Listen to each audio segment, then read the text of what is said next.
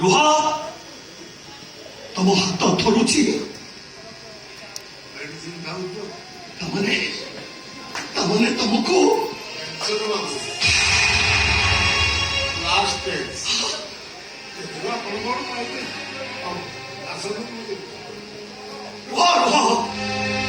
ତମର ଏ ଅବସ୍ଥାରେ ତମେ ମୋ ପାଇଁ କାମ କରିବ, ଏ କଥାଟା ମତେ ଜମା ଭଲ ଲାଗିବନି।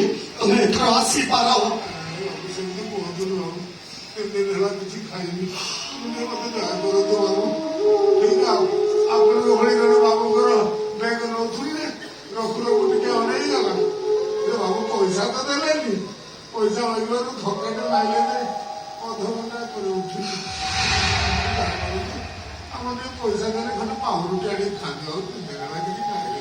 ଶୁଣ, ତୁମ ପାଖରୁ ସବୁ କଥା ଶୁଣି ସାରିବା ପରେ ମାନବିକତା ଦୃଷ୍ଟିରୁ ତୁମ ଦ୍ୱାରା ବୋଝ ଉଠେଇବା ମୋ ପକ୍ଷେ କେବେ ବି ସମ୍ଭବ ନୁହଁ। ତମେ ଏଥର ଆସିପାର।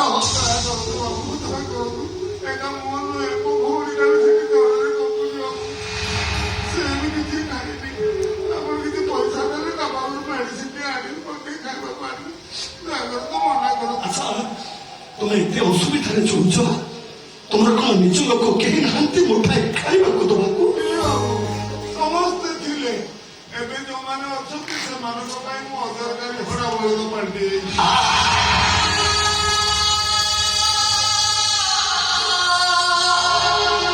ବଳଦକୁ କେହି କଣ କୁଣ୍ଡା ଫୁରାଡି ଦିଏ ବାବୁ, ସେଇଥିପାଇଁ ମତେ ମୃତ୍ୟୁର କୌଣସି ଆଗକୁ ଡାକିଦେଲେ ବାବୁ। ମତେ ମୋ ସାନ ଭଉଣୀକୁ, ମୋ ସାନ ଭାଇ ଆଉ ଜଣେ ସାନ ବୋଉ ମତେ ଘରୁ ବାହାର କରିଦେଲେ। ଆରେ କି ଭାଇ ସେମାନେ? ସେମାନଙ୍କୁ ଧର୍ମ କେମିତି ସହୁଛି? ସେମାନଙ୍କୁ କହୁଛନ୍ତି, ଭାଇମାନଙ୍କୁ କହୁଛନ୍ତି। ମୋର ଆଉ ଗୋଟେ ଭାଇ ଅଛି, ଭାଇ ତ ନୁହେଁ, ମୋ ପୁଅ ସେଇଟା। ବାବୁ, ମୁଁ ମୋ ଭଉଣୀ ତାକୁ ଆମେ ଘରୁ ବାହାର କରିଦେଲୁ। କାହିଁକି? ଆପଣ କହିଲେ ଆପଣ କାହାକୁ ଭଲ ପାଇଛନ୍ତି, ଜୀବନ ଠାରୁ ଅଧିକ ଭଲ ପାଆନ୍ତି। ଯଦି ଆପଣ ଭଲ ପାଉଥିବା ମଣିଷଟାକୁ ଆପଣଙ୍କ ସାମ୍ନାରେ ବିନା ଦୋଷରେ ବିନା ଅପରାଧରେ ସବୁବେଳେ ନିର୍ଯାତନା ଦିଅନ୍ତି, ମାରନ୍ତି, ଆପଣ କଣ ସହିପାରିବେ ବାବୁ? ମୋରି ଆଖି ଆଗରେ ସେ ଭାଇଟା ବହୁତ ନିର୍ଯାତିତ ହେଲା, ଆଖିର ଲୁହ ଆଖିରେ ଚାପି ରଖି କାନ୍ଦିଲା, ସହିପାରିଲେନି ବାବୁ। ମୋ ସାନ ଭଉଣୀ ଆଇଲା, ତାକୁ ଘରୁ ବାହାର କରିଦେଲୁ।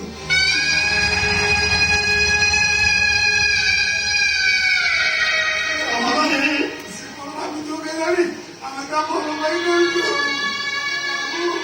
ଆଉ ଗୋଟେ କଥା କହିବି, ମୋ ସାନ ଭଉଣୀ ମୋ ଘରରେ ମତେ ଗୋଟେ କଥା ଲୁଚେଇଥିଲା।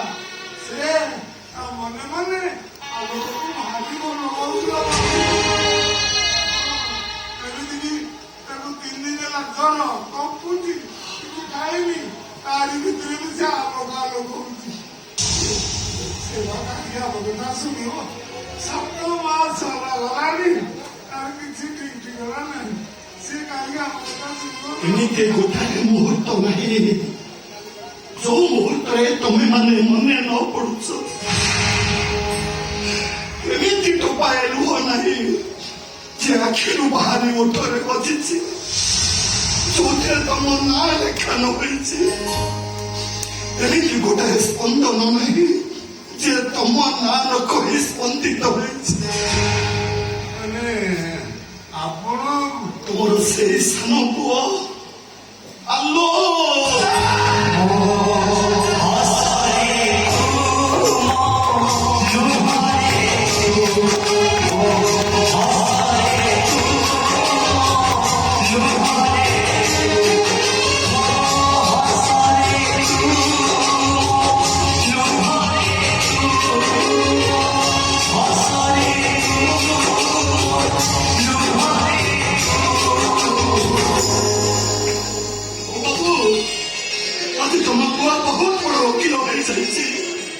ଗୋଟାଏ କେସରେ ସେ ଲକ୍ଷ ଲକ୍ଷ ଟଙ୍କା ରୋଜଗାର କରୁଛି।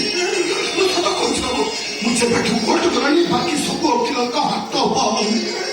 ଆଉ ଏସବୁ ସମ୍ଭବ ହୋଇଛି କେବଳ ତମରି ପାଇଁ ବାବୁ, କେବଳ ତମରି ଆଶୀର୍ବାଦ।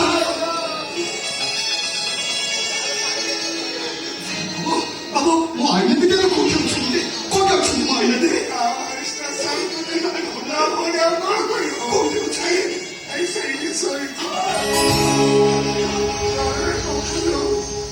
ପଇସା ଦେଲେ କାମାଇ ତାର ପର୍ସ ରଖ ଯାହା ଦରକାର ଖର୍ଚ୍ଚ କରିବା କଥା କରିବ ଯାଅ ଜଲ୍ଦି ମେଡିସିନ ଯାଅ ବାବୁ ଯାଅ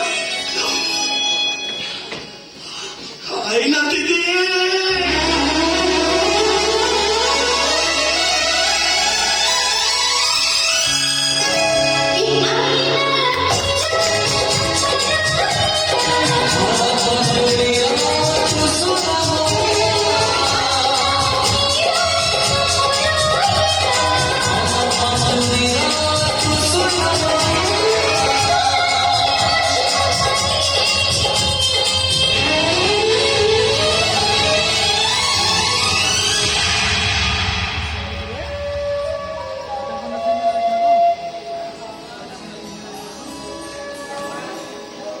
अरे वाह एमिति गेटा पर फोटो उठाई फेसबुक रे छाड़ी देले हजारे झियो तो लाइक करिबे ଆଉ କମେଣ୍ଟ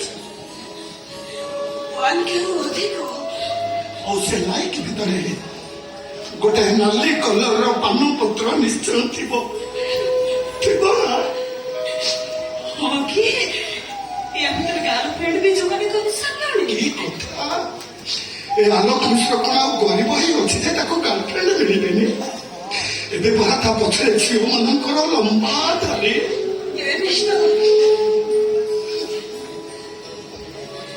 धारी बाहर परोडने से धारी भीतर जणो को बाची लियो ସେ କାମ କଣ ଆଉ ବାକି ଅଛି କି देखिबा से जणो को के देखिबा ନା ବାବା ନା ନା ସେମିତି ଜାଗାରେ ଅଛି ସୂର୍ଯ୍ୟ କିରଣ ବି ତା ଉପରେ ପଡିବନି ପବନ ବି ତାକୁ ସ୍ପର୍ଶ କରିବନି अरे थरे तो देखाओ ना वो बड़ा डहाणे ना कोन कभी जाउचे ओके बाबा ओके ଦେଖିବ ତ ଦେଖିବ ତ ଏଇ ଦେଖ ମୁଁ ତମ ଗାର୍ଲଫ୍ରେଣ୍ଡ କୁ ଦେଖିବା କଥା କହୁଛି ତମକୁ ନୁହଁ ମୁଁ ତ ତାକୁ ହିଁ ଦେଖଉଛି କାଇଁ ଫଟୋ ପାଇଁ ଦେଖ ମୁଁ ତାକୁ ମୋ ଆଖି ଭିତରେ ସାଇତି ରଖିଛି ଦେଖ ମୋ ଆଖିକୁ ଭଲ ଭାବରେ ଦେଖ ଦେଖ ମୋ ଆଖିକୁ ଦେଖିପାରିଲ କଣ ଦେଖୁଛ ମୁଁ ତ ମୋତେ ଦେଖୁଛି ମୋ ଗାର୍ଲଫ୍ରେଣ୍ଡ ଆଉ କିଏ କିଏ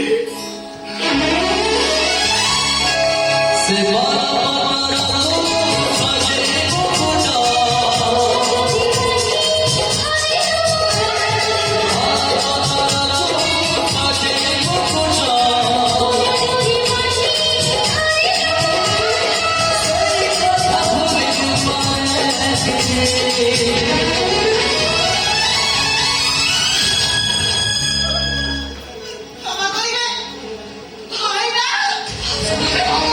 ମୁଁ ତ ତମକୁ ହିଁ ଖୋଜୁଥିଲି ନିଆ ଆଇଲା ଏଇଟା ରଖ ଏ ପେପର ରଖ ମୁଁ ଆସୁଛି ଏ କି ପେପର ଭାଉଜ ସେସବୁ ପରେ ଏଇଟାକୁ ଯତ୍ନରେ ରଖିବ ହଜେଇବନି ସେମାନେ ଯଦି ଆସି ପହଞ୍ଚିଯିବେ ତାହେଲେ ସବୁ ଅସୁବିଧା ହେଇଯିବ ମୁଁ ଆସି କଣ ଆସିବ କିଏ ଆସିବ ମତେ ଆଗେ କୁହ କି ପେପର ଏଇଟା ୱିଲ୍ ପେପର ମୋ ନାଁ ଥିବା ସବୁ ସମ୍ପତ୍ତି ଆଉ ତମ ଭାଇ କରିଥିବା ଭୁବନେଶ୍ୱର ସେ କୋଠା ମୁଁ ସବୁ ତମ ନାଁରେ କରିଦେଇଛି ମୁଁ ଆସୁଛି ଆଇଲା ଆସୁଛି ଏସବୁ ଆମର କିଛି ବି ଦରକାର ନାହିଁ ଦରକାର ନାହିଁ ଆମେ କାହା ଦୟାର ପାତ୍ର ହବାକୁ ଚାହୁଁ ଆମେ ଆପଣ କିଏ ବାବୁ ଆପଣ ଏମିତି କାହିଁ କହୁଛନ୍ତି ଆନନ୍ଦ ମିଶ୍ରର ପୁଅ ଆଲୋକ ମିଶ୍ର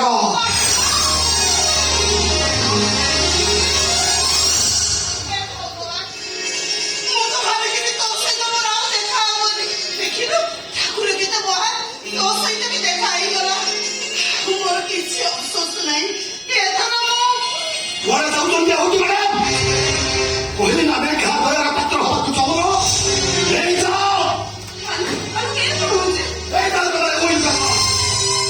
ଆନନ୍ଦ ମିଶ୍ର ପକେଇଥିବା ଛେପକୁ କେବେ ବି ଠକାଇଲେ ସେ ଯାହାକୁ ଯାହା ଦେଇଦିଏ ପୁନର୍ବାର ତାକୁ ଫେରସ୍ତ ଆଣିଲେ ତୁମେ ଏଥର ଆସିପାର ଆଲୋକ ତମେ ଭାଉଜକୁ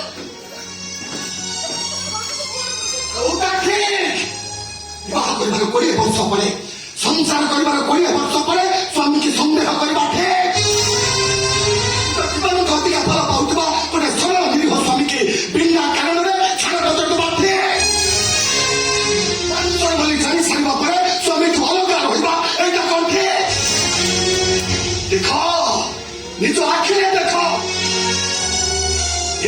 କେମିତି ରାଜ ଉଆସର ରାଣୀ ହେଇ ଅଛନ୍ତି। ଆଉ ମୋ ବାବା ମୃତ୍ୟୁର ଶେଷ ପାହାଚରେ ଠିଆ ହୋଇ ଷ୍ଟେସନରେ କୁଲିକିରି କରୁଛନ୍ତି କୁଲି। ଯୋଉ ଟଙ୍କା ପାଇଁ ମେଡିସିନ ଖାଉଛି ସେ ଟଙ୍କା ସବୁ ଭାଉଜ ଦିଅନ୍ତି। ଓହୋ ମରିଯିବା ପରେ ବଞ୍ଚିବା ପାଇଁ ମୁହଁରେ ପାଣି ଦେବାର କିଛି ବି ମାନେ କଥା। କୁହ କେତେ ଟଙ୍କା ସେ ଦେଇଛନ୍ତି?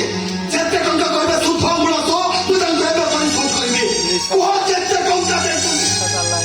ଲକ୍ଷେ 2 ଲକ୍ଷ 5 ଲକ୍ଷ କୁହ କେତେ ଟଙ୍କା? ହଁ କି ଏତେ ଟଙ୍କା ତମ ପାଖରେ ହେଇଗଲାଣି? ତମେ ଏତେ ବଡ ଲୋକ ହେଇଗଲାଣି ମତେ ଟଙ୍କା ଫେରେଇ ଦବ? ଏତେ କହିବ ଦେବି।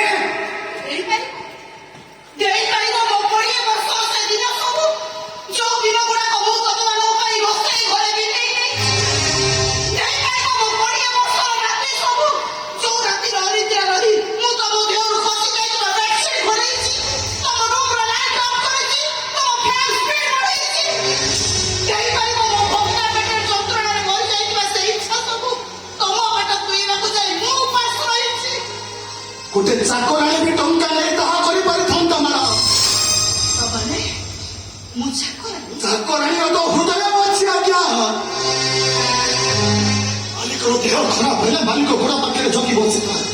ଆଉ ତମର ଯଦି ସେତିକି ଥାନ୍ତା ତାହେଲେ ତମ ବାବାଙ୍କୁ ଏମିତି ଅବସ୍ଥାରେ ଛାଡ଼ି ଚାଲି ଯାଇନଥାନ୍ତ।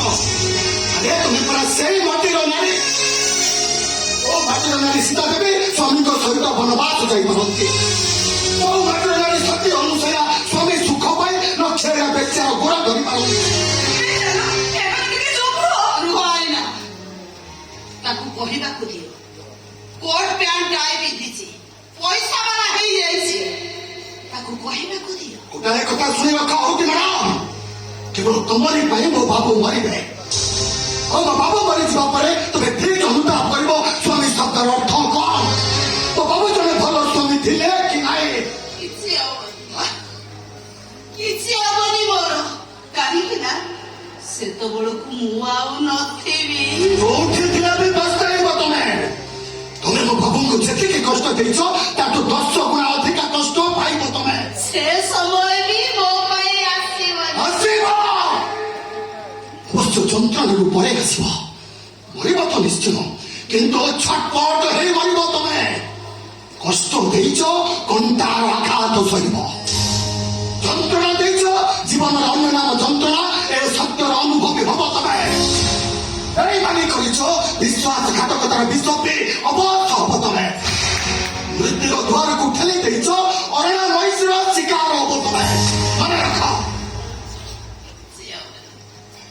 ମୋର କିଛି ହବନି, କାହିଁକି ଜାଣିଛ? ଆସ ଆରେ ମୋ ପାଖକୁ ଆସ, ଆସ ଆସ। ତମ ଭାଇଙ୍କ ଆଗରୁ ମତେ ବା ବ୍ଲଡ କ୍ୟାନ୍ସର।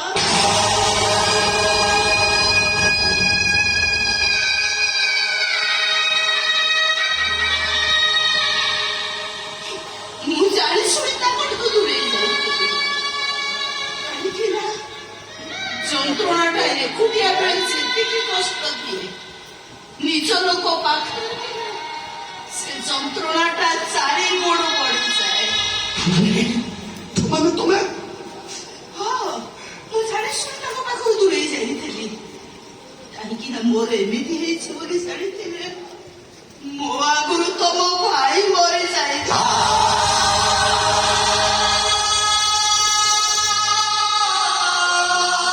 କେବଳ ତାକୁ ଘରେ ରଖିବା ପାଇଁ, ତାକୁ ଖୁସିରେ ରଖିବା ପାଇଁ ମୁଁ ତାଙ୍କଠୁ ଦୂରେଇ ଯାଇଥିଲି।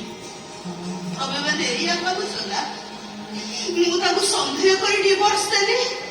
ନା, ମୁଁ କଣ ମୋ ସ୍ୱାମୀ କି ଜାଣିନି? ମୁଁ ଠିକ ଜାଣିଥିଲି। ସେଦିନ ମଝିଆ ମୋ ରୁମରେ ଆକାଶ ପଶିଥିଲା। ଜାଣିଥିଲ? କାହିଁକି କହିବି? ଏଇଆ ତ ସତ କଥାଟା କହିଥିଲି। ଆମ ଆକାଶ ଆଉ ଆଲିଆର ସଂସାର ରହିଥାନ୍ତା। ଆରେ ତମେ ଦିଟା କୋଉ ଧାତୁରେ ଗଢା? ରକ୍ତ ମାଂସର ଶରୀରରେ ନା ଲୁହା ଇସ୍ପାତରେ? ତମେ ମାନେ ମୋ ଦୋଷ ଦଉଛ, ମତେ ଗାଳି ଦଉଛ, ଯାହା ଇଚ୍ଛା ତାହା ଦଉଛ, ହେଲେ କେବେ ମୋ କଥା ଭାବି କରିଛ ତମ ଭାଇଙ୍କ ପାଖରେ ତମେ ମାନେ ଅଛ ମୋ ପାଖରେ କିଏ ଅଛି ଭାଉଜ ତୁମେ ଏତେ କଷ୍ଟ ସହୁଥିଲ କେମିତି ଯେତେବେଳେ ମତେ ଖୁବ ଜୋରରେ କଷ୍ଟ ହୁଏ ମୁଁ ଭିତର ପଟୁ କବାଟ ଦେଇ କଣ କରେ ଜାଣିଛ କଣ କଥାବାର୍ତ୍ତା କରେ ତମ ଭାଇଙ୍କ ସହ ଆଇନା ସହ ତମ ସହ ପାଖରେ ପାଖରେ ଗୋଟେ ଟେପ୍ ରେକର୍ଡ ବଜେ କାହିଁକି କହିଲ ମୋ ଭାଇଟା ପାଖ ରୁମରେ ଥାଏ ତ ତମମାନଙ୍କ ସହିତ କଥା ହେଲେ ସେ ରାଗିବ ସେଇଥିପାଇଁ ପ୍ରଥମେ ତମ ଭାଇକୁ ଫୋନ କରେ ହ୍ୟାଲୋ କେତେବେଳେ ଆସିବ ଆସିଲା ବେଳେ ଛୋଟ ଛୋଟ ମାଛ ଆଣିବ ଆକାଶକୁ ଫରମାଇଶ ଅଛି କଣ କହିଲ ମିଳିବନି ମୁଁ କିଛି ଜାଣିନି ଯେମିତି ହଉ ଆଣିବ ଗୀତ ବାଜୁଥାଏ ଆମ ଘର ଏକ ମନ୍ଦିର ସେ ତ ସରଗଠୁ ସୁନ୍ଦର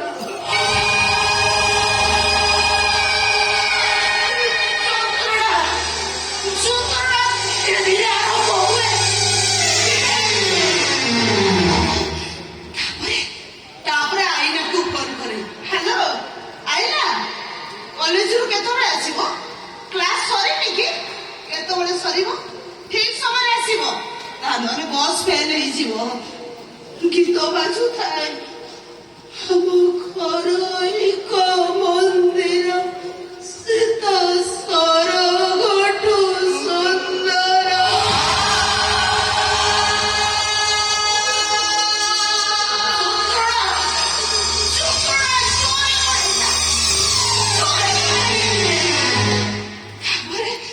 ତାପରେ ଆଲୋକକୁ ଫୋନ କରେ ହ୍ୟାଲୋ ହ୍ୟାଲୋ ଆଇନା ଫୋନ କରିଥିଲା ବସ୍ ଫେଲ୍ ହେଇ ସେ ଷ୍ଟାଣ୍ଡରେ ଅପେକ୍ଷା କରିଛି ତାକୁ ଟିକେ ବାଇକରେ ନେଇ ଆସିବ ତା ନହେଲେ ସେ ହଇରାଣ ହେଇଯିବ ଗୀତ ବାଜୁଥାଏ ଆମ ଘର ଏକ ମନ୍ଦିର ସେ ତ ସରଗଠୁ ସୁନ୍ଦର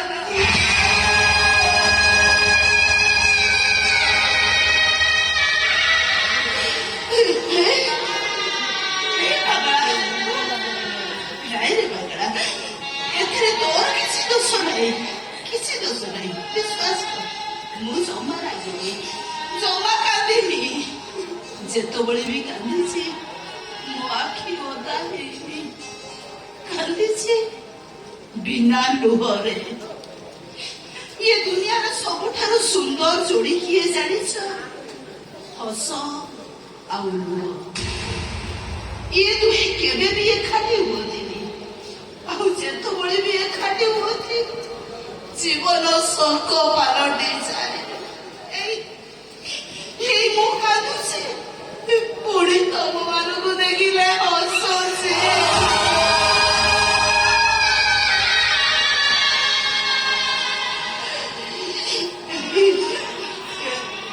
ତମକୁ ଅଭିମାନ କରିଛି ସାନ ଭାଉଜ ଭାଇ ସବୁ ସତ କଥା କହିଦବ ସେ ଭୁଲ ଜମା କରିବନି ତାଙ୍କ ଅଭିମାନ ଲୁହ ପାଲଟି ଯିବ ତାଙ୍କ ରାଗ ମୋହ ପାଲଟି ଯିବ ତାଙ୍କ ଘୃଣା ମୋହ ପାଲଟି ଗଲେ ମୁଁ ଜମା ସହିପାରିବିନି କାହିଁକି ନା ସ୍ତ୍ରୀ ମାନଙ୍କୁ ସ୍ୱାମୀଙ୍କର ରାଗ ଭଲ ଲାଗେ ରାଗିଲା ମୁହ ଭଲ ଲାଗେ ହେଲେ କାତୁରା ମୁହ ନୁହଁ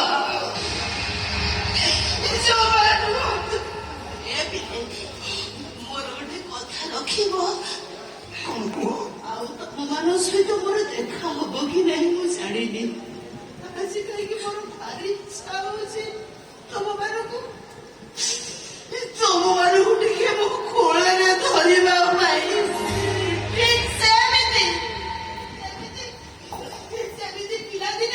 ସେମିତି ପିଲାଦିନେ ମୁଁ ତମମାନଙ୍କୁ ମୋ କୋଳରେ ଶୁଆଇ ଦଉନି